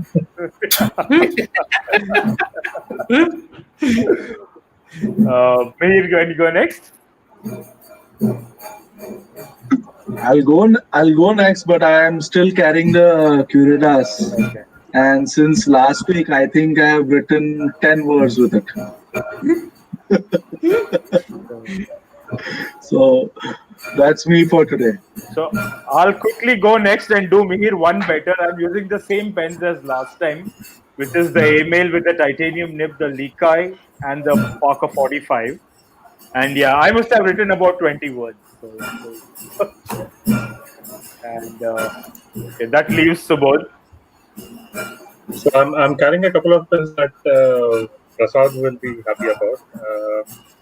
One is the both are Kavekos, the piston filler Kavekos. I don't know if you guys can see them properly. So this one is yeah. Is it? No, I don't think you can see that very well. So this is the V12 with a fine nib, and this is the V16 with the extra fine nib.